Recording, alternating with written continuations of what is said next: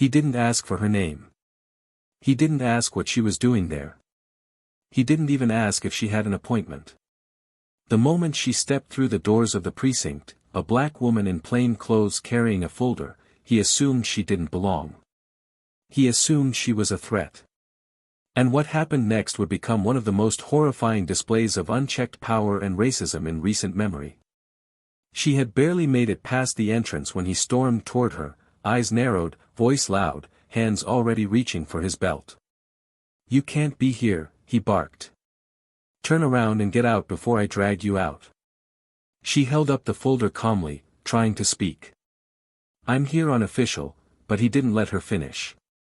In front of the entire lobby, with cameras watching and other officers looking on, he shoved her against the wall with such force that her shoulder cracked hard against the plaster.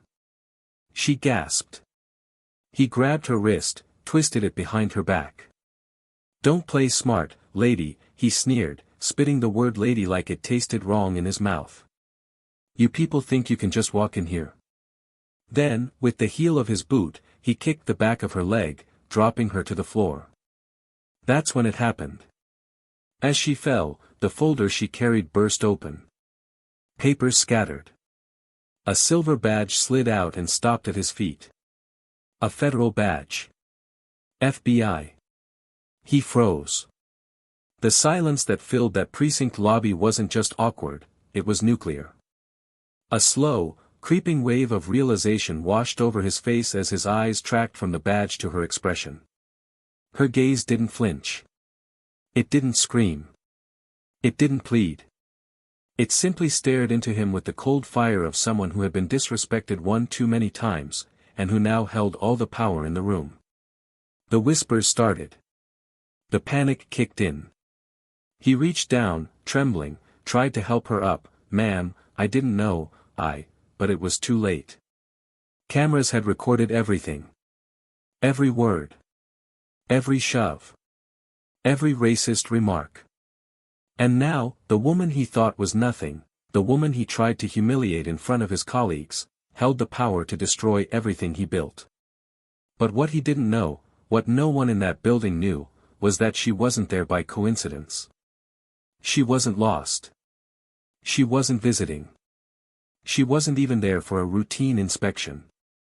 She was already investigating him. For months, she had been building a case. Quietly. Carefully. Watching from the shadows as tip after tip came in about a certain officer at this precinct. Excessive force. Racial profiling. Missing evidence. Unlawful stops. Cover-ups. Victims too scared to speak. Department heads too comfortable to care. But she cared. And she didn't just want justice. She wanted to dismantle the very system that allowed him to wear a badge. That day, the day he kicked her to the ground in full view of the department and the public, that wasn't the beginning of her story. That was the end of his. But the most painful part of it all. He still didn't get it. He still thought that his badge would protect him. That his years of seniority, the favors he had called in, the secrets he helped keep for others, would be enough to shield him. That he could throw an apology at the floor, say he didn't know who she was, and walk away clean. But this time, his history was his greatest enemy. Every name he ignored. Every file he buried.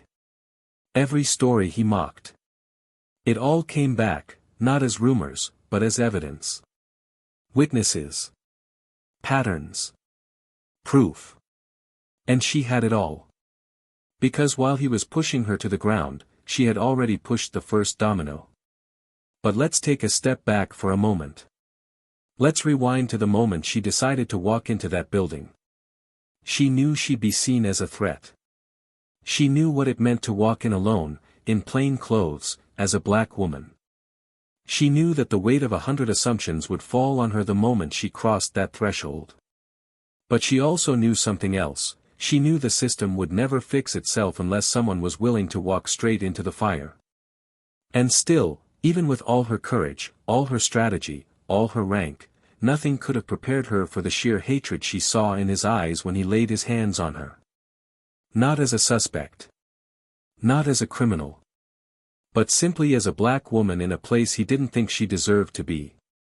And when that badge hit the floor, and the whole room gasped, she didn't just reclaim her dignity, she ignited a reckoning. Because you see, the badge wasn't the only surprise she carried that day. She carried a name. One that meant something to people in high places. She carried a recording device that had captured every word out of his mouth.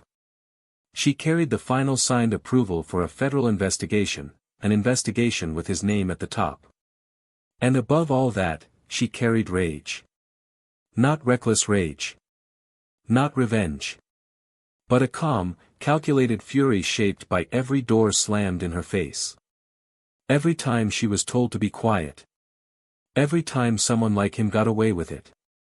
This wasn't just a story of karma. This was a war for truth. A test of integrity. A slow, surgical takedown of a man who thought he would never be held accountable. But the question that shook the city, that kept people glued to their screens as the story exploded nationwide, wasn't just how he would pay. It was what he would lose once everything came to light. Would he lose his badge? Would he lose his freedom? Would he lose the allies who once protected him? Or would something even more unexpected be taken from him? Because the truth she was carrying that day, was darker, deeper, and far more personal than anyone could have imagined. And when the final piece of the puzzle fell into place, when she revealed what really connected them, that's when the entire country realized, this wasn't just about justice. This was about a reckoning that had been a long time coming. But here's what no one saw coming. What exactly was her connection to the man who humiliated her in front of everyone? Why did she choose that day, that moment, to walk into that precinct? And most of all, what is the secret she's been hiding this entire time, a secret so personal, so powerful, that it could bring down more than just one man? Stay until the end. The truth will change everything. Before we begin, we want to send a powerful message to every black viewer watching this story. We see you, we hear you, and we stand with you. Here at Plow of Twist, we do not tolerate or support any form of racism, injustice, or discrimination. Our stories aim to reflect reality, inspire change, and give voice to those who have been silenced for too long. We appreciate your presence here. Enjoy this powerful story, and if you haven't already, subscribe to the channel and turn on the notifications so you never miss a twist. Now, let's begin. She wasn't the kind of woman you'd notice at first glance, and she liked it that way. In a world where silence can be more powerful than noise, where presence can be sharper than a raised voice, Jordan Miles had mastered the art of blending in until it was too late for anyone to stop her. Raised in the tough neighborhoods of Newark, New Jersey, she had seen her mother humiliated by law enforcement more than once, pulled over for no reason, spoken to like she was less than human, made to wait while officers ran endless checks just to make sure. Those memories didn't fade with time. They carved themselves into her bones. They molded her sense of purpose. By the time she was 13, Jordan had stopped dreaming of justice as a concept. She wanted to build it, brick by brick, case by case, in the field, where it counted. And she did. Now in her late 30s, she carried herself with a calm authority, the kind that didn't need to be announced. Behind her quiet eyes and measured speech, there was a deep hunger for fairness, shaped by years of navigating systems that were never built to protect people like her. She wasn't flashy. She didn't wear power like armor. She wore it like skin, natural, effortless, permanent. Her path to the FBI hadn't been easy. There were closed doors, skeptical supervisors, coded language, and twice the expectations. But she pushed through. And not for the title, not for the badge, for the people who'd never get the chance to wear one. For the families who waited years for answers. For the victims who were written off, ignored, erased. By the time she was assigned to the Department of Internal Affairs as a special agent with authority to conduct unannounced field audits, she had already earned a reputation, sharp, disciplined, unshakable. But what made her truly dangerous to people like Officer Brian Cutler wasn't her skill set. It was her memory. Jordan remembered details, faces, gestures, stories. She remembered the fear in a boy's voice when he described being stopped by police on his way home from school. She remembered the quiet despair of a father whose son never came back from a routine traffic stop. She remembered every single mother who said, "But he didn't do anything." Those stories weren't statistics to her. They were fuel. Officer Brian Cutler, on the other hand, was a man of a very different mold. White, early 40s, a decorated cop in the city of Charlotte, North Carolina, he wore his badge like a shield against the world, and a weapon against the people he didn't respect. Behind closed doors, his colleagues knew exactly who he was. Loud. Proud. Unapologetically blunt. The kind of officer who laughed at complaints, who knew how to work the system to keep his record clean, who called internal affairs a waste of taxpayer money. But to the public, he was a dedicated lawman. Community awards. Picture with the mayor. Headlines about brave drug busts and neighborhood cleanups. He had learned how to speak the language of optics, of staged compassion and strategic silence. But the truth was, Brian didn't just enforce the law, he enjoyed control. And more than that, he enjoyed reminding people who didn't look like him that they had none. Over the years, he'd developed a pattern: stop first, justify later. Intimidate, accuse, move on. It worked, until it didn't. But the reason he'd gotten away with so much for so long wasn't just his seniority. It was the culture that protected him. Superiors looked the other way. Reports got lost. Body cams malfunctioned. Victims lacked credibility in the system. And when someone dared to speak up, the machine moved slowly, if at all. Brian had no idea he was being watched. No idea that somewhere, someone had been connecting the dots, names, dates, discrepancies in his reports. He didn't know that someone had been flying under the radar, studying every move, every decision, every whisper about him from the people he thought were beneath him. And he definitely didn't know that this someone had access. Authority. And a very personal reason to take him down. The precinct at East Ridge Station was a squat, gray building with a leaking roof and a lobby that smelled like stale coffee and frustration. The kind of place where time felt frozen, where case files stacked up like relics of justice never delivered. It was in that building that Jordan Miles was assigned to conduct a random inspection, or so the official document said. In reality, it was far from random. She had pushed for it. She had timed it. And she had chosen to walk in wearing no visible badge, no backup, no announcement. She wanted to see what they would do when they thought she was just another civilian. But that morning, she hesitated.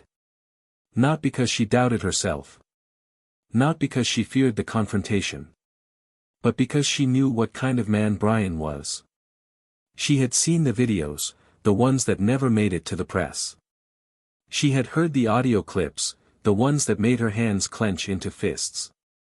She knew how easily a simple moment could turn violent, how often misunderstandings turned into hospital visits, arrests, or worse. And she knew that being a federal agent meant nothing to someone who didn't see your humanity in the first place.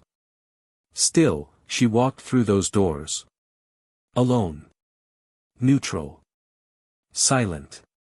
Carrying only a folder, a voice recorder, and the weight of every victim whose story was buried under excuses and paperwork. The front desk officer looked up and barely acknowledged her. She nodded politely, asked for directions, then proceeded toward the inner offices.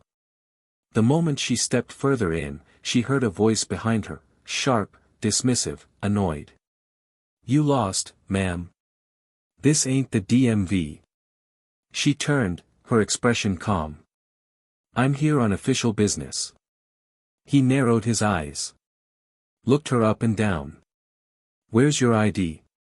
You can't just walk in here thinking you run the place." Before she could respond, he was moving. Aggressively. Fast.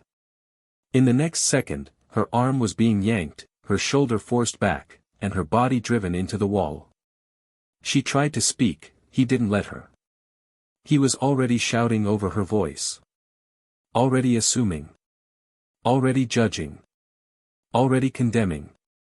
And just like that, in a matter of seconds, her plan to observe had become something else entirely.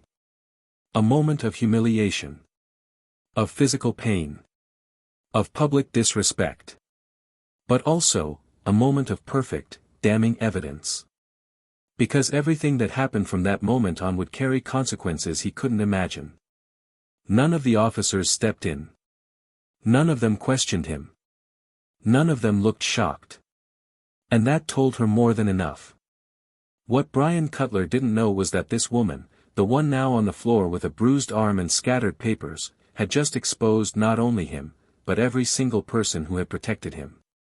The fallout wasn't immediate. But it had already begun. Outside the station, the world went on, horns blaring, phones ringing, people buying coffee and complaining about traffic. But inside that building, something irreversible had started. Jordan didn't raise her voice. She didn't demand anything. She simply stood up, picked up her badge, and looked him in the eye. She didn't need to say a word. Because from that moment on, the countdown had begun. What Brian Cutler had always feared was now in motion, not just exposure, but accountability. And for the first time in his career, he was about to learn what it felt like to be seen, truly seen, by the people he tried to keep invisible. The silence that followed that day wasn't just uncomfortable, it was strategic. In the days after Jordan's violent encounter inside the precinct, the entire atmosphere of East Ridge shifted in tone.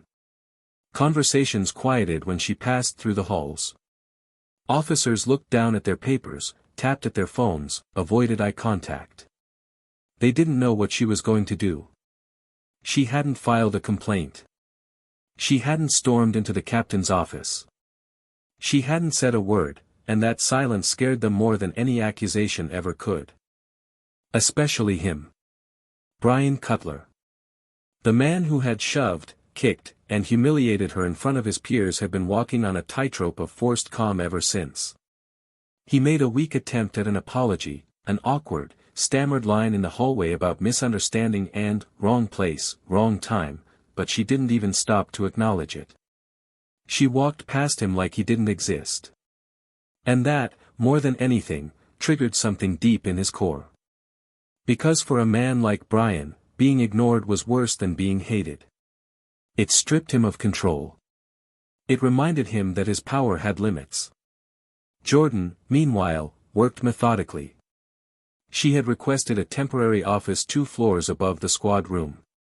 A small glass-walled space filled with scattered documents, a laptop, and several manila folders stacked like silent bricks of judgment. She wasn't just inspecting files anymore, she was reconstructing stories. Each folder told a different one. A young man stopped and searched 4 times in a single week with no charges filed. A mother whose complaint had been lost in transition. An officer's body cam that somehow always malfunctioned during controversial calls. Jordan traced signatures, matched timelines, flagged inconsistencies. She wasn't just reviewing. She was building. Her assistant, a sharp and observant analyst named Deshawn, joined her midweek. He brought a quiet intensity to the space, speaking in hushed tones as he laid out printouts of dispatch logs and call records. "Take a look at this," he said one afternoon, his finger tracing a pattern of stop reports filed by Officer Cutler. "Every one of these involves Black or Latino individuals. Every one is marked suspicious behavior with no arrest. This isn't just profiling.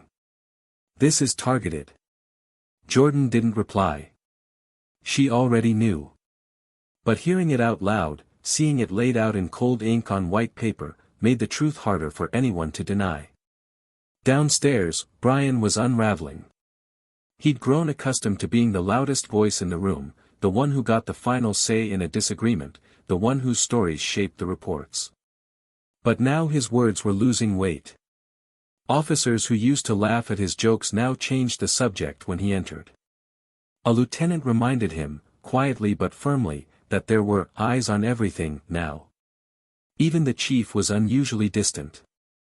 And as the days passed, Brian started to feel it, the isolation creeping in, the fear that he was finally, being cornered. One evening, as Jordan sat alone in her temporary office, a low knock came at the door. She looked up to see an older black man in uniform standing there, hat in hand, posture stiff. Sergeant Ronald Hayes had been at the precinct for 20 years. He wasn't loud, wasn't flashy, but he was respected. People listened when he spoke. "Agent Miles," he said softly, "I just want you to know, not all of us down there agree with what happened. Some of us, we've been waiting a long time for someone like you to come through." Jordan nodded, emotions tightening in her chest. "Thank you, Sergeant," she replied. "But I'm not here for agreement. I'm here for truth." He held her gaze for a moment, then stepped back out into the hall, leaving her alone with her mission and the weight of what it meant. The tension in the building grew thicker with each passing day. Word had spread that Jordan was pulling old complaints, reviewing cases that had long been forgotten. She began calling in officers for interviews. Calmly, professionally, but with questions that cut deep. Why was this report altered? Why was the body cam off during this stop? Why did you report resistance when the witness states otherwise? Some officers tried to deflect. Others stuttered, got defensive, panicked.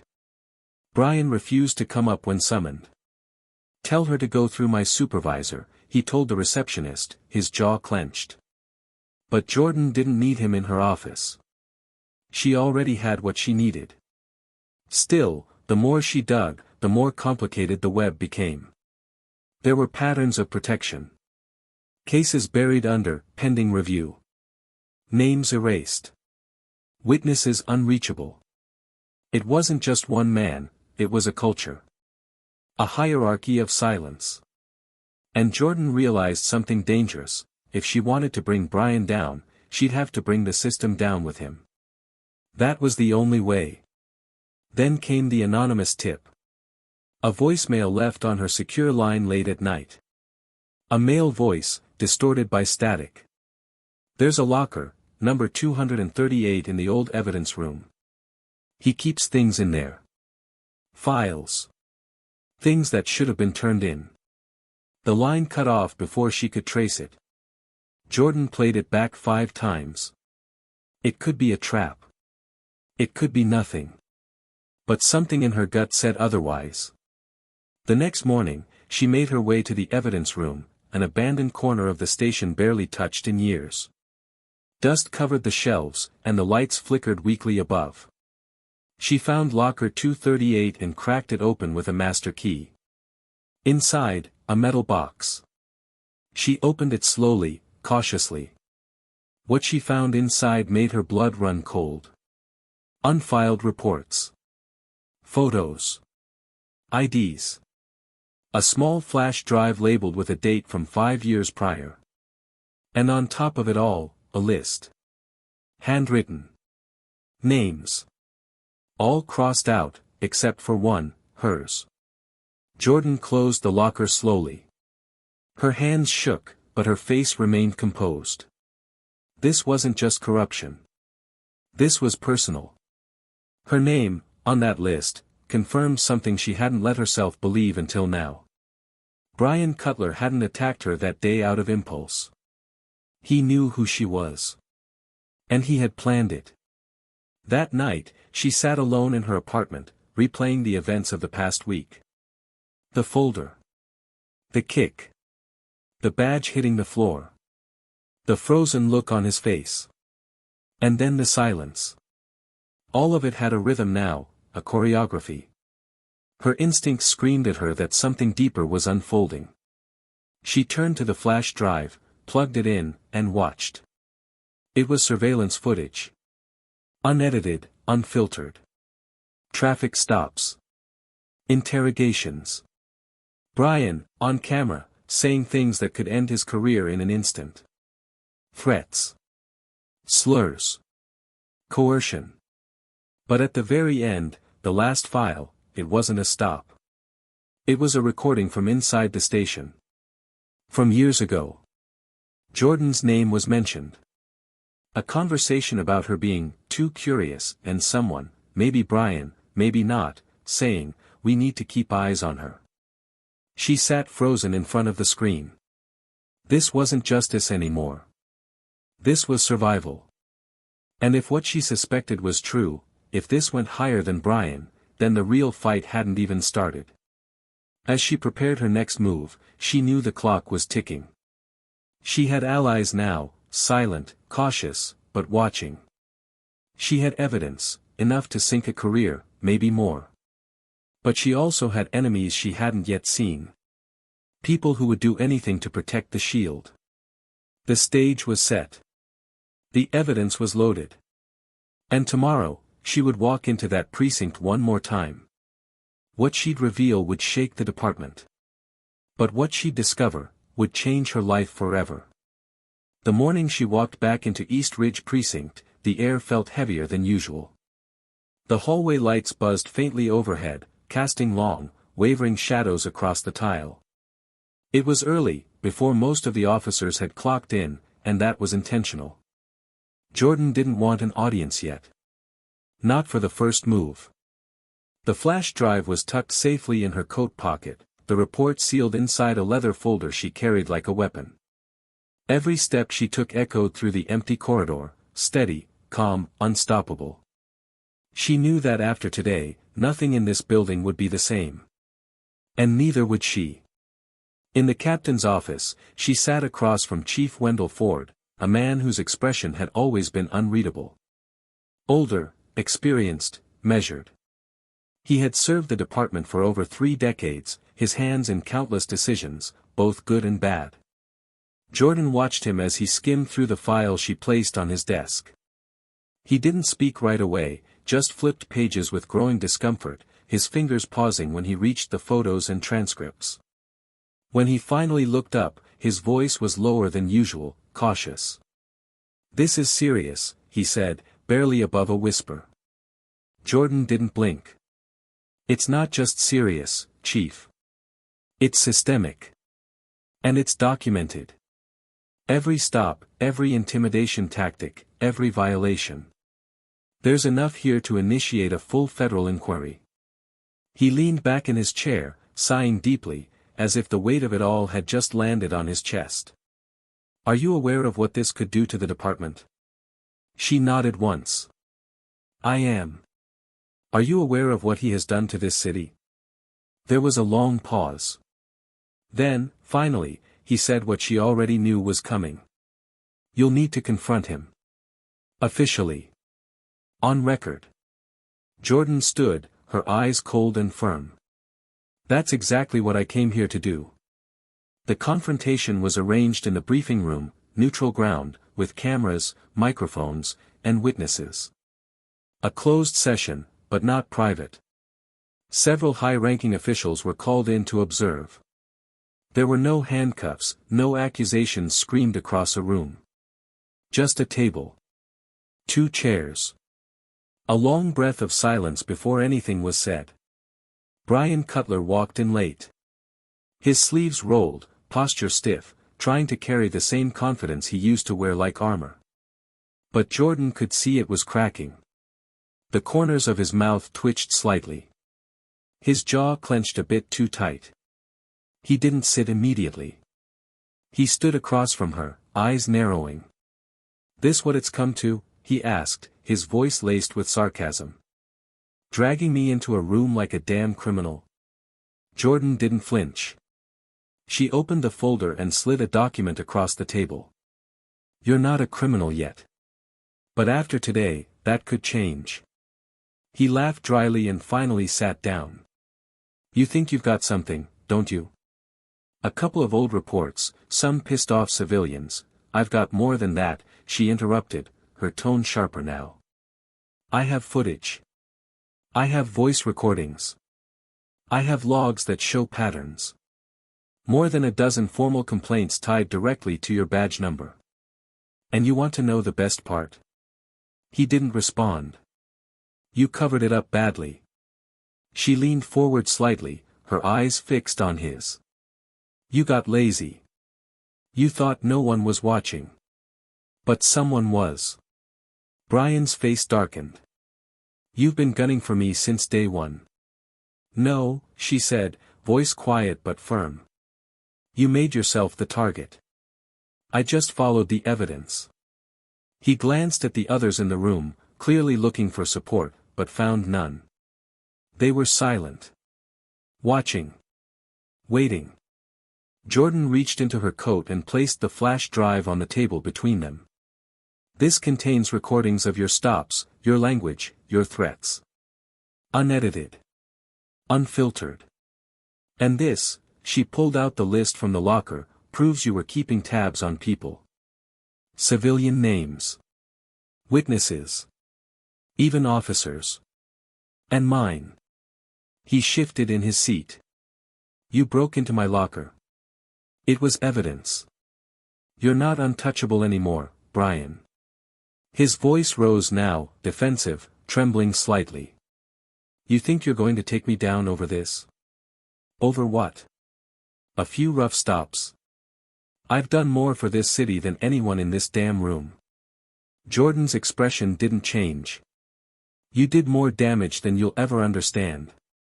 There was silence again. He stared at her, and then something flickered in his eyes, something more dangerous than anger. Desperation. And that's when he made a mistake. You think this is about me, he said, his tone lowering to a growl. But you don't know half of what's going on in this department. You think I acted alone. You think you're the first one who tried to dig this deep. Jordan didn't respond. She let him speak. There's names you haven't seen. Files you haven't found. You think they'll let you take this all down? They'll bury this. They'll bury you. Just like they did with the others. She leaned back slowly, almost smiling, not with amusement, but with clarity. Thank you, she said softly. You just gave me what I needed. The room shifted. The weight of his words hung heavy in the air. And Brian realized, too late, what he had done.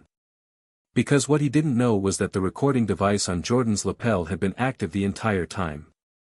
Every word he just said was now evidence. Proof of deeper corruption. Proof that the rot went beyond him. Proof that this wasn't just a bad cop, it was a broken system. Jordan stood slowly, gathering the flash drive and the folder. I'm turning this over to the U.S. Attorney's Office, she said calmly. Effective immediately. This department is under federal review. And you, she looked at him one last time, are going to face the consequences you thought you'd outrun forever. As she left the room, the others remained behind, stunned into silence. No one tried to stop her. No one questioned her authority. The truth had started its course. But as Jordan walked back through the hallway, her heart beat faster. Not because she was afraid, but because she knew what was coming next wasn't just about Brian. The department was bigger. The names were more powerful. And the secret hidden in those files, the one she hadn't told anyone yet. That secret was personal. And when she revealed it, it would change everything. The moment the door closed behind her, Jordan felt the weight of every step echoing beneath her feet. Not from exhaustion, but from resolve. Every hallway, every corner of East Ridge Precinct now felt like it was holding its breath. The faces that used to turn away when she passed were now looking at her with something different. Not curiosity. Not pity. Fear. Not because she had power, but because the truth had a face now, hers, and they could no longer pretend not to see it.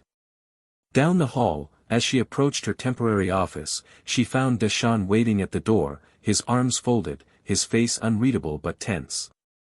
She didn't have to ask. He had heard. He always did. His voice was low as he said, "The media's already picked it up. Something leaked. There's a journalist downstairs asking questions about a federal probe." She didn't flinch. Let them ask. The silence is what kept this place rotten. Let the noise begin. He followed her inside, and she dropped the folder on the desk, the badge around her neck catching a flicker of light through the blinds. "We're not finished," she said, almost to herself, and then more directly to Deshawn. "Brian was just the beginning." She pulled out another file, one she hadn't shared with anyone yet. It had a single name at the top. Chief Wendell Ford. Deshawn's face tightened. "You think he's involved?" Jordan looked up at him with a stare that cut clean. "I know he is. That locker. It had documents signed off by him. He knew what Brian was doing. He approved the evidence reports. He redirected the internal complaints. And he warned Brian about me months ago." Deshawn took a step back, visibly shaken. "He's the one who assigned you here." Jordan nodded slowly. "Exactly. He thought keeping me close meant keeping control. But he underestimated me." That evening, the mood inside the precinct was on edge. Word had spread that Jordan had called for a second closed session, this time, with higher-level oversight from the Department of Justice. When Chief Ford walked into the conference room and saw the unfamiliar federal faces seated at the table, his jaw locked. Jordan stood at the far end, composed, but burning with something deeper than fury, purpose. Ford didn't sit right away. His voice was steady, but laced with forced calm. "Agent Miles, I wasn't informed we'd have external observers in this matter." Jordan gestured to the folder in front of her. "They're not here to observe. They're here to begin an official review of your leadership." The room froze. Ford laughed under his breath, masking the tension beneath arrogance. "You're crossing lines, Agent. I've run this department for 30 years. I've served this city," Jordan's voice sliced through. "You've served yourself. While protecting men like Brian Cutler. You helped him manipulate reports. You buried complaints. You silenced victims. And I have proof." Ford's posture shifted. Slightly, but enough. He leaned forward, lowering his voice, his tone no longer civil. "You don't know what you're doing, Miles. You're tearing apart an institution. You think exposing one or two bad apples fixes anything? You'll make enemies out of everyone in this room." She stepped closer, her tone firm but calm.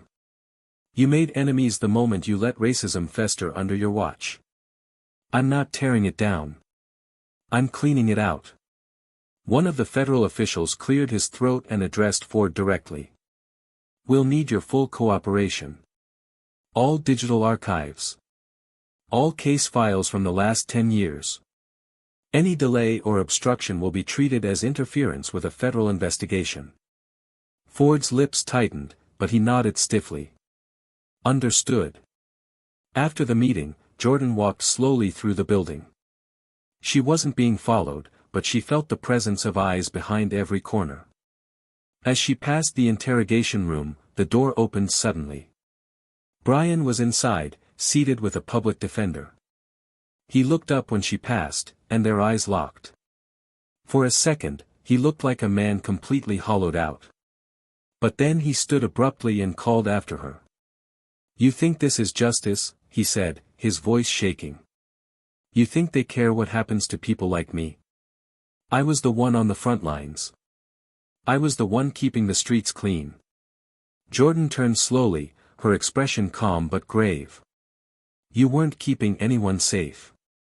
You were keeping people scared. There's a difference."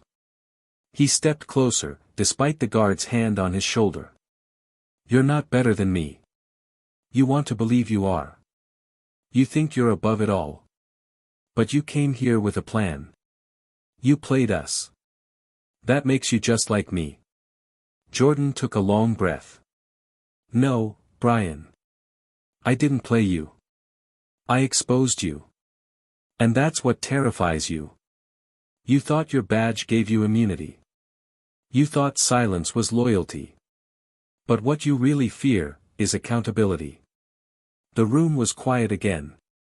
He was escorted back into his chair, and she walked away. That night, Jordan returned to her apartment, and as she shut the door behind her, the reality of everything she had set in motion finally hit her. The files. The footage. The press. The upcoming federal hearings. The city was already whispering. Headlines were forming.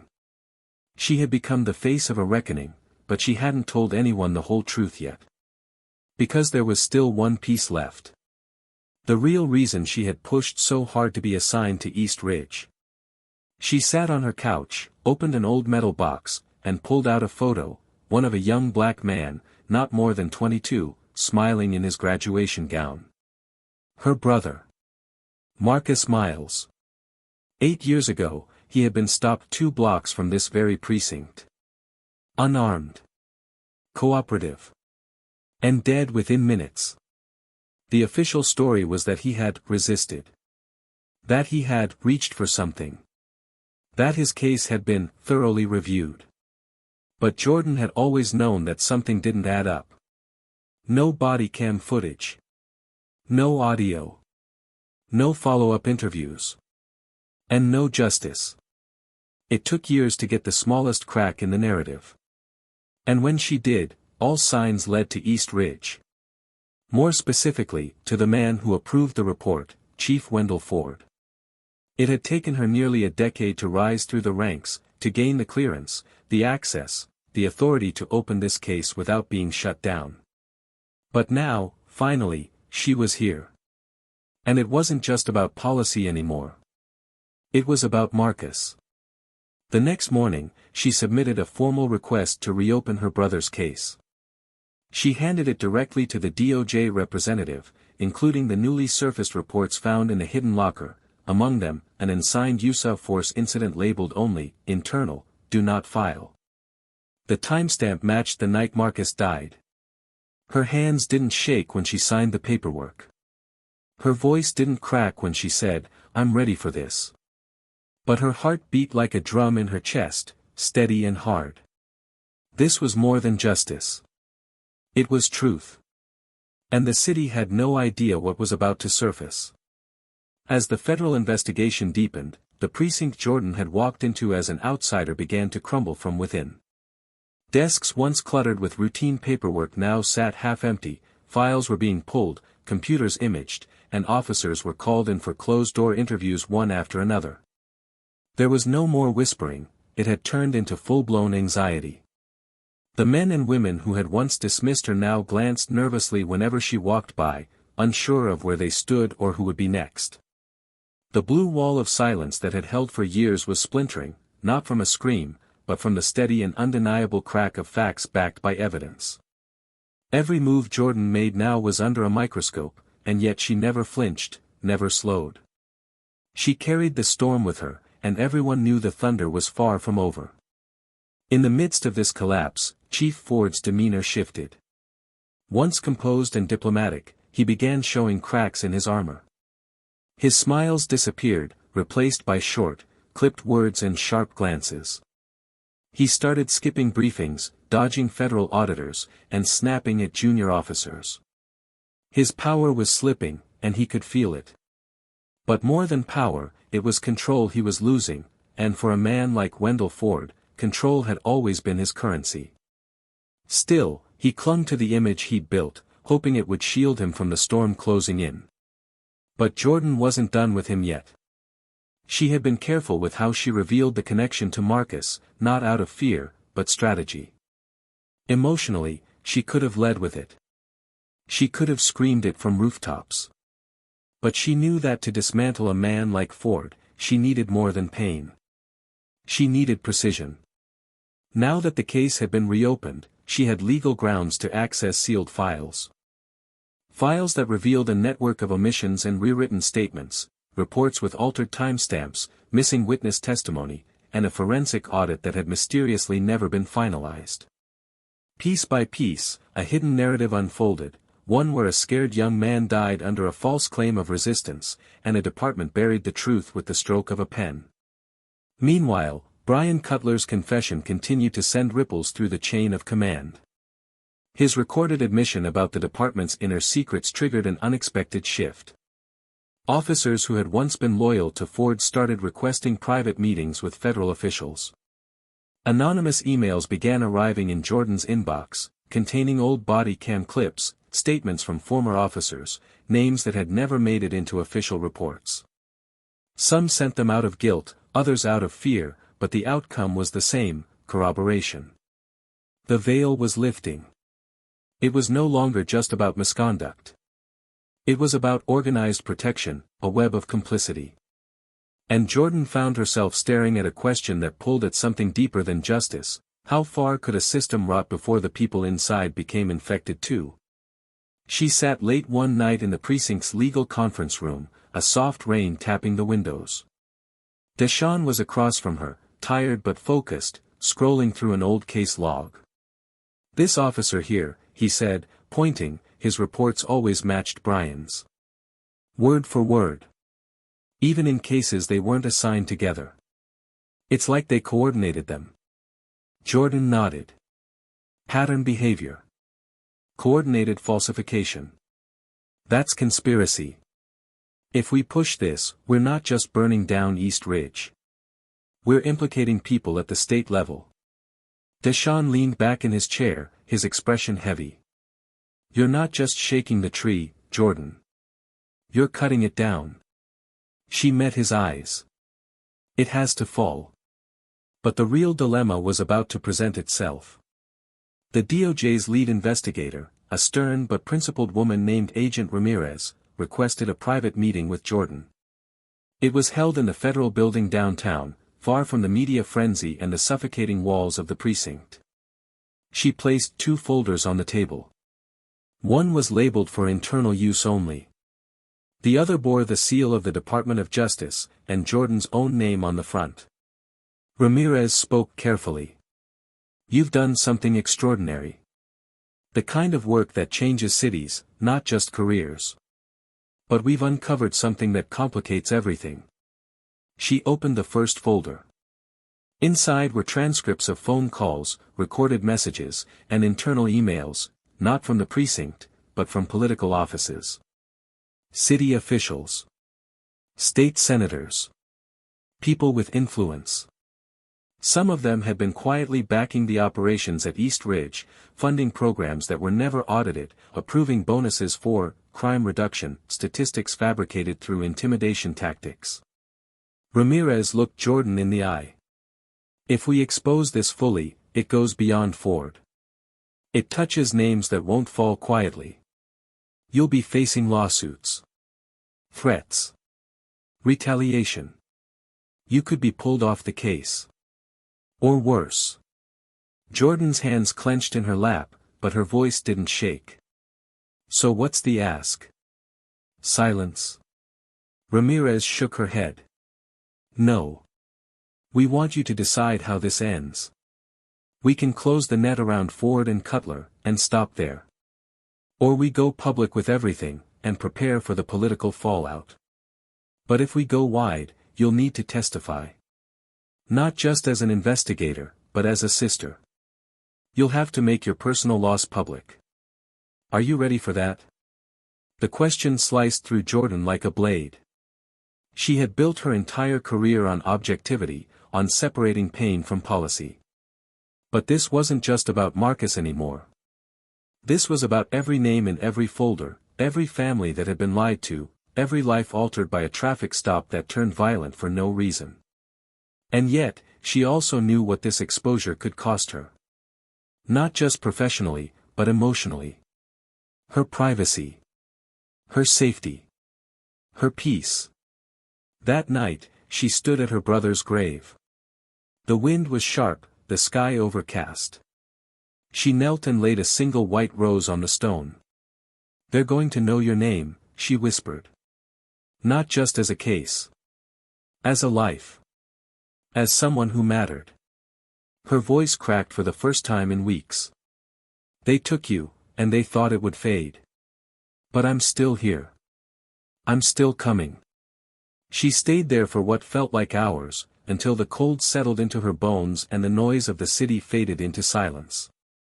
The next morning, she called Ramirez. "I'll testify," she said. And with that, the course was set. Ford was formally removed from duty, pending federal charges. His home was raided. His office sealed. The news made national headlines. But behind the scenes, pressure mounted. Political operatives began releasing counternarratives. Smears against Jordan's background. Fabricated claims about her methods. Leaked footage of her walking out of meetings with anonymous titles like FBI agent or activist. She was advised to stay off social media, to travel with security, to avoid press conferences. But she did the opposite. She held a press conference on the courthouse steps.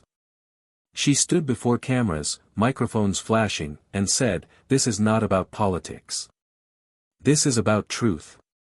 I lost my brother to a lie. And I know I'm not the only one. I'm not here to destroy.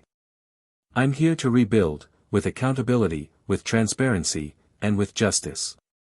Her voice rang out across the country. And people listened. Survivors came forward. Old cases reopened. Victims' families reached out. The movement grew. It was no longer just an investigation, it was a reckoning. But as the date of her testimony neared, Jordan found herself grappling with something deeper. Not fear. Not doubt. But grief. Because for all the victories, for all the momentum, she still hadn't gotten back what mattered most. Marcus was still gone. And no amount of justice could undo that. She sat in the courthouse lobby days before her scheduled hearing, watching people walk in and out, defendants, attorneys, families. And she thought about the question Ramirez had asked her. "Are you ready to make your pain public?" And she realized that her answer wasn't about readiness. It was about necessity. She had to. Because silence had never protected anyone like her. And when she finally stood in that courtroom, hand raised, prepared to speak her truth under oath, the whole city held its breath. The courtroom was cold in the way government buildings always seem to be, clean, impersonal, and sterile. Yet beneath that thin layer of formality, something electric stirred.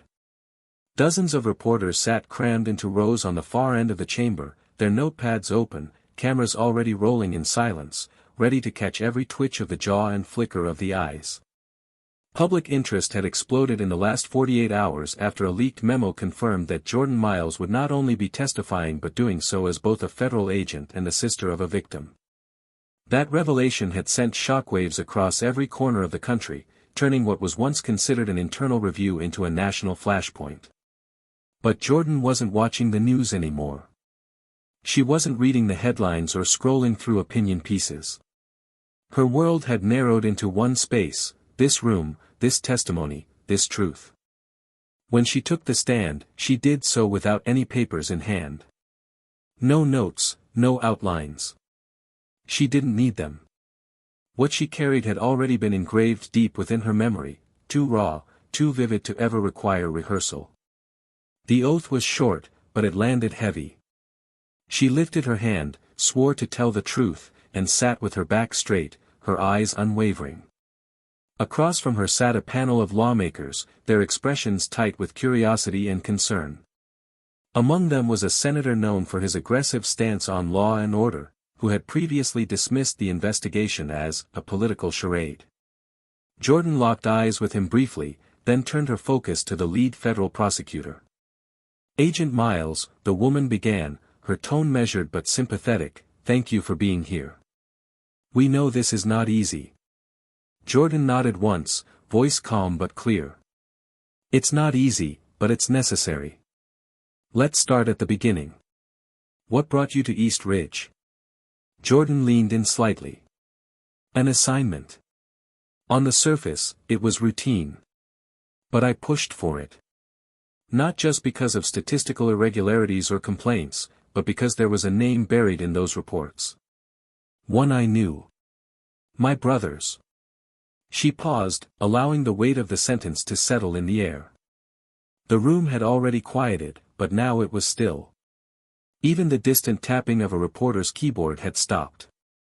"Marcus Miles died in police custody 8 years ago. I was told he resisted. That he had something in his hand. That officers feared for their lives. I believed none of it. Not because I was his sister, but because I knew him. I knew the way he walked, the way he froze when nervous. He never resisted anything in his life. But there was no footage. No charges. Just a sealed report and silence. The prosecutor nodded gently. What did you find during your investigation? Jordan's voice never wavered. I found that the lead officer on that case was Brian Cutler. I found that the man who signed off on the report, who ordered it sealed, was Chief Wendell Ford. I found matching patterns of misconduct that stretched years beyond my brother's case. Unlawful stops. Falsified narratives. A clear abuse of power, coordinated and covered by a chain of command that valued silence over truth. The senator who had earlier criticized the investigation leaned forward, interjecting, Agent Miles, are you suggesting this was an organized effort? A conspiracy? Jordan turned her head toward him slowly. I'm not suggesting. I'm stating. The evidence proves it. What I've submitted includes time-stamped body cam footage that was never turned in, audio recordings of officers discussing how to manipulate statements, and a handwritten list found in an unauthorized locker that tracked civilians deemed problematic. My name was on that list. A quiet gasp swept the room, subtle but undeniable. The panel exchanged glances. The prosecutor raised an eyebrow but didn't interrupt. Jordan continued. This wasn't about one bad cop. It was a culture of fear, weaponized authority, and systematic erasure. My brother wasn't collateral damage. He was a target, because he stood up for himself. Because he was seen. Because someone decided that his life wasn't worth due process. A long silence followed. For a moment, the room felt suspended in air. And then the prosecutor leaned forward, her voice softer. Why did you wait until now to reveal your connection to the victim? Jordan breathed deeply. Because I didn't want this to be about emotion. I wanted it to be about fact. About truth. I knew if I led with grief, they'd call me biased. Angry. Too close to the case.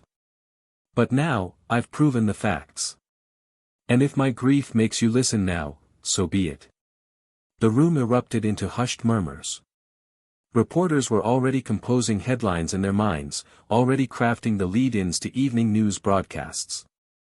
But for Jordan, none of that mattered. She hadn't come here for noise. She had come here to be heard. Outside the courtroom, a small group of activists stood holding signs with Marcus's name on them. His graduation photo had gone viral over the past week, a young black man full of hope and pride. Jordan saw the image flash on a screen as she walked down the hallway, flanked by her attorneys and DOJ agents. She paused, took it in, then kept walking. There was more to be done. Back at the precinct, Chief Wendell Ford was being escorted from his office under federal order. The halls that had once parted for him like the sea now watched him in stunned silence. His face was red, jaw clenched, as if still refusing to believe that this day had come. As he passed the squad room, he locked eyes with Sergeant Ronald Hayes, one of the few black officers who had survived years under his command. Ford's eyes were filled with a mixture of disbelief and betrayal, but Hayes said nothing. He just stared back, expression unreadable. Ford was led out through the front, where the cameras were waiting. He tried to hide his face, but it was too late. His legacy had already collapsed. Jordan didn't watch the footage of his arrest. She didn't care for his reaction. She wasn't after his tears or his regret. She was after his accountability. That night, she sat again at Marcus's grave, this time with a copy of the reopened case file. She read the final page aloud, where the words had finally been corrected. Use of force, unjustified. Victim, unarmed. Officer action, pending charges. She placed the document beside the rose she'd left earlier. Her eyes stung, but she didn't cry. Instead, she whispered, I told you I'd find the truth. And now everyone knows what they did to you. But even then, even after all the revelations and collapses, something else stirred inside her. A question she hadn't been able to silence. If justice is only served after years of silence, pain, and struggle, what does that say about the system we live in? And more importantly, what comes next? Because even as one department fell, others remained untouched. And somewhere out there, another mother was preparing a funeral, another sister was demanding answers, and Jordan Miles knew, deep in her bones, that this wasn't the end, it was only the beginning. 2 weeks had passed since Jordan's testimony, but the aftershocks still pulsed through every corner of the city. East Ridge Precinct had become a national symbol of failed oversight and systemic rot, a cautionary tale on every news channel and op-ed. State legislators were scrambling to propose last-minute reforms, city officials were issuing carefully worded apologies, and community groups were organizing marches not of protest, but of painful vindication. It wasn't the ending people had expected. It wasn't clean or triumphant. It was jagged, heavy, unresolved. And in the middle of all of it, Jordan Miles walked with a clarity that came not from victory, but from the burden of knowing that even justice, when achieved, leaves behind a wake of irreversible damage. She sat now across from the mother of a young man whose name she had come across early in her investigation, Elijah Ford, no relation to the former chief. Elijah had been 17 when he was stopped by officers from East Ridge. The reports claimed he had resisted, that he matched the description of a robbery suspect, that force was necessary. But no charges were filed. No weapons were found. And now, through Jordan's investigation, it had become clear that Elijah had been targeted for no other reason than being a black teenager walking home after a basketball game. His mother, Denise, sat with trembling hands, eyes glassy but dry. Her voice barely rose above a whisper as she said, "I used to think it was me. That I hadn't raised him right.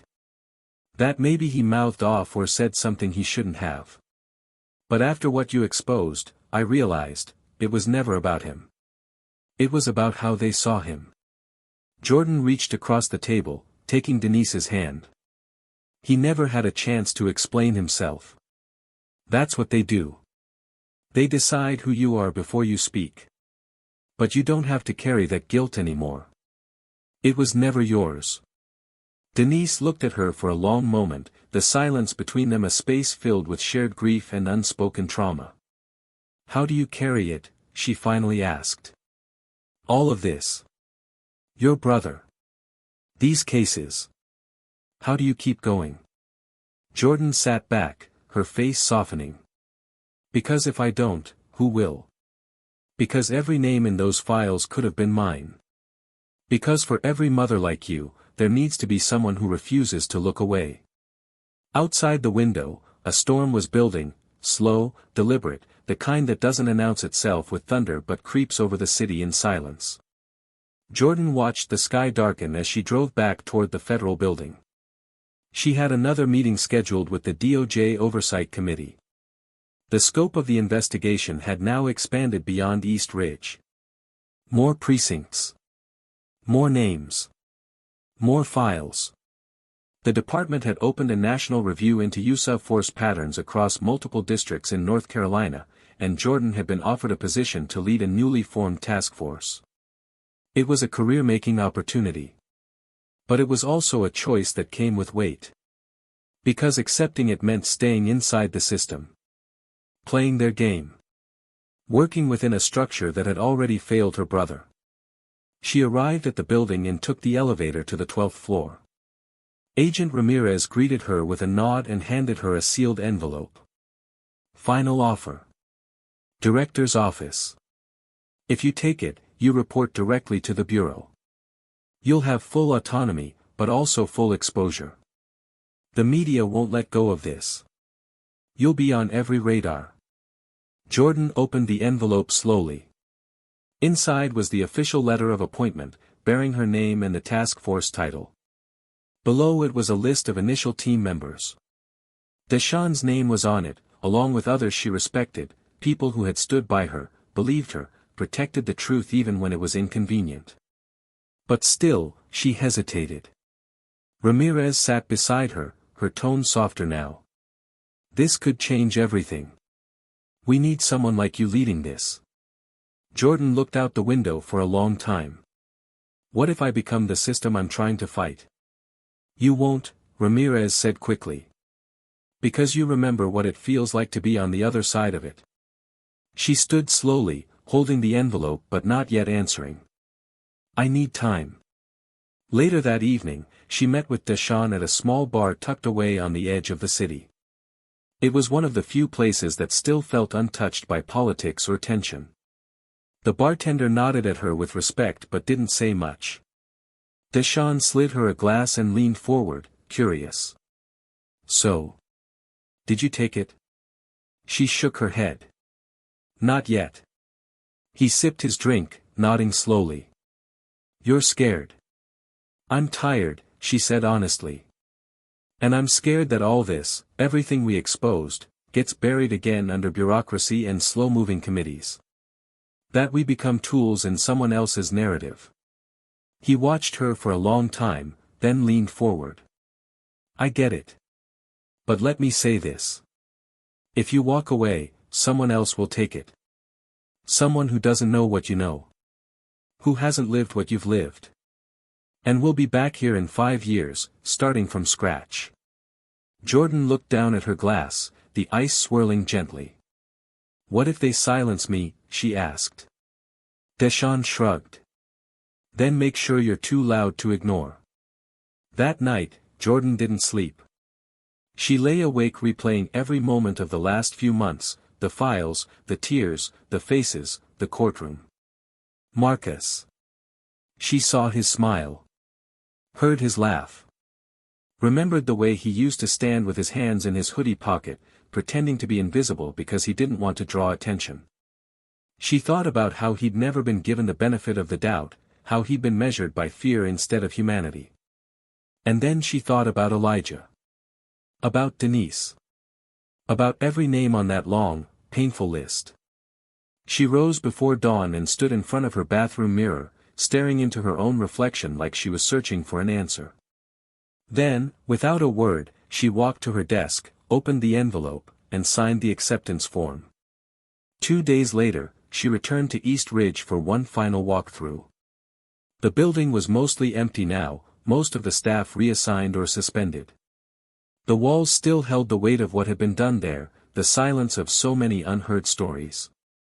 She stood in the center of the briefing room where she had first confronted Brian. The chair was still there. The table.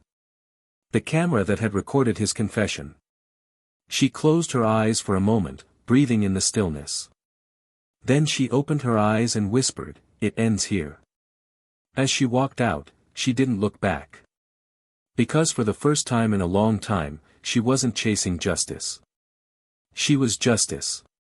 And the world was finally listening. When the final federal report was released to the public, it was more than just a document, it was a reckoning. Names were listed, cases reopened, verdicts overturned. Several high-ranking officials in the state resigned within days, and others were placed under ongoing investigation. Former Chief Wendell Ford, indicted on multiple counts of obstruction, conspiracy, and evidence tampering, faced trial in a courtroom far removed from the one he once commanded. During sentencing, the judge described his actions as a willful betrayal of public trust, and handed down a sentence that would ensure he would never hold power again. The final image of him being led out of the courtroom in cuffs became a symbol for what many had been waiting to see for decades, a fall from a height that once felt untouchable. Brian Cutler, once the face of unchecked arrogance, struck a deal.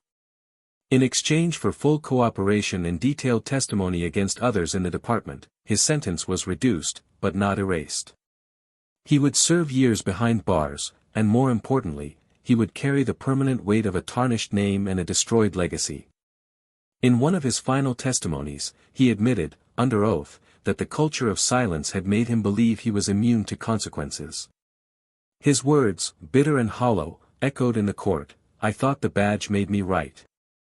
But it only made me blind." The world didn't mourn his downfall. It barely blinked. But what truly changed wasn't just the convictions or the headlines, it was the systems that had begun to shift. Policies were rewritten. Departments across the state underwent mandatory audits. Community review boards were established with real authority. Young cadets in training were now taught using real case studies of East Ridge, learning not just procedures, but the dangers of bias and unchecked power. The name Marcus Miles was printed in bold at the beginning of a new curriculum on ethical enforcement. His photo hung on a wall in a newly opened Justice Center named in his honor.